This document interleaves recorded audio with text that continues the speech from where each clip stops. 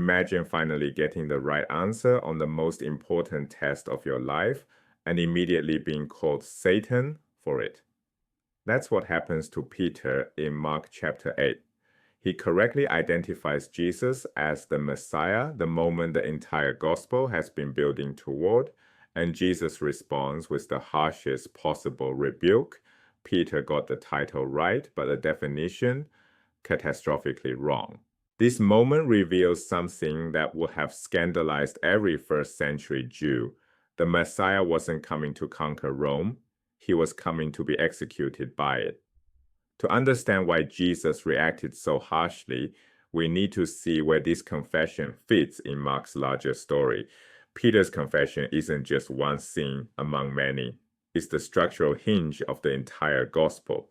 Everything before builds to this moment. Everything after flows from Jesus' redefinition. From chapter 1, Mark has been building one central question: who is this man? Demons know his identity and shriek it out. Disciples witness miracles and wonder. Crowds speculate wildly. Then at Caesarea Philippi, Jesus finally asks directly, "Who do people say that I am?" The answers come. John the Baptist returned from the dead. Elijah, one of the prophets. Then Jesus makes it personal. "But who do you say that I am?" Peter answers, "You are the Messiah." This should be the triumphant climax. But Mark notes something strange. Jesus sternly ordered them not to tell anyone. Silence at the moment of revelation. Why? Because the word Messiah, which means anointed one, carried meanings Jesus needed to completely overturn before it could be proclaimed. Peter used the right word, but that word was loaded with expectations that had nothing to do with what Jesus came to accomplish. The title was correct. The content was completely wrong. Here's what Messiah meant in first century Judaism: a descendant of David who would restore the monarchy, a military conqueror who would overthrow Roman occupation, one who would come with angelic armies, a ruler who would reconstitute the 12 tribes of Israel, a king to whom all nations would stream in submission. The Old Testament contains suffering servant passages, but Jews understood these as referring to prophets or righteous individuals who faced persecution, not the Messiah. Messianic passages emphasize triumph, victory, glory. A crucified Messiah was an oxymoron. The Greek word for cross, stauros, was associated with shame, defeat, and divine curse. To say crucified Messiah was like saying victorious loser or triumphant failure. The two concepts couldn't occupy the same space in any Jewish mind. Immediately after Peter's confession, Jesus begins teaching quite openly. Mark's literary signal that something crucial is happening. The Son of Man must undergo great suffering, must be rejected by the elders, chief priests, and scribes, must be killed, and after 3 days rise again. Son of Man was Jesus' preferred self-designation, drawn from Daniel chapter 7, where a heavenly figure receives eternal dominion. Jesus takes this title of glory and fills it with suffering. Peter's rebuke of Jesus isn't stubbornness or faithlessness. It's the completely rational response of someone whose entire framework for understanding the Messiah has just been shattered. Peter is trying to protect Jesus from what sounds like madness. Jesus' response is devastating. "Get behind me, Satan. You are setting your mind not on divine things, but on human things." Satan in Hebrew means adversary or accuser. Jesus isn't saying Peter is demon-possessed. He's saying Peter has become an obstacle, standing in the way of God's plan. The human things Peter has in mind are the standard messianic expectations: power, victory, triumph.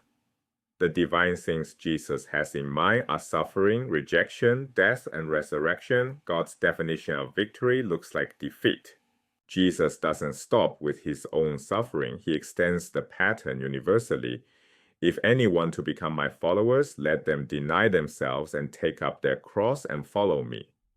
In the Roman world, taking up your cross meant one thing: walking to your own execution. This wasn't metaphor for minor inconvenience. It was literal death imagery.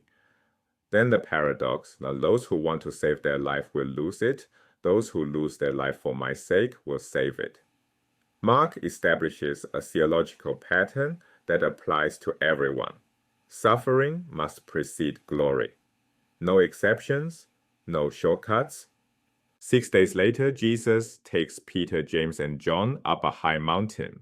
There he is transfigured before them, clothes dazzling white, appearance of Moses and Elijah, a divine voice declaring, "This is my son, the beloved." This is the glory Peter wanted.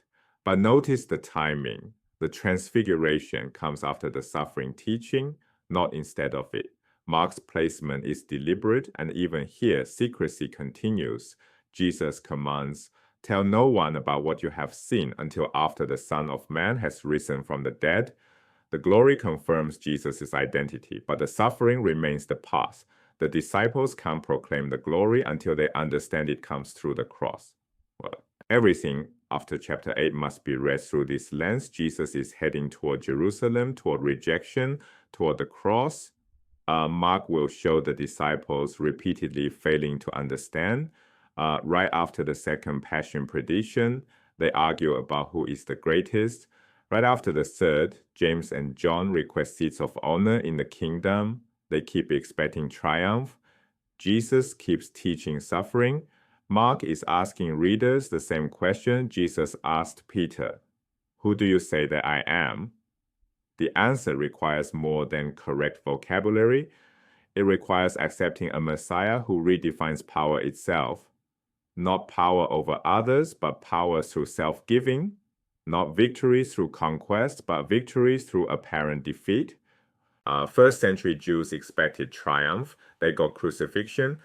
Modern readers often expect faith to bring comfort, success, protection. Mark's gospel insists the pattern is suffering, then glory. We don't get to skip the first part. And this isn't pessimism. It's realism about what following a crucified Messiah actually means. Peter wasn't wrong to confess Jesus as Messiah. He was wrong to define that title by human expectations of power. The cross redefines everything, what it means to be Messiah, what it means to follow, what victory actually looks like. Mark's gospel pivots on this moment at Caesarea Philippi. Before it, the question is, who is Jesus? After it, the question becomes, what kind of Messiah is he? The answer scandalized first century Jews. It still challenges anyone who wants a faith of comfort without cost. Peter got the title right. The rest of Mark's gospel and the rest of Christian history works out what that title actually means when filled with the content of the cross.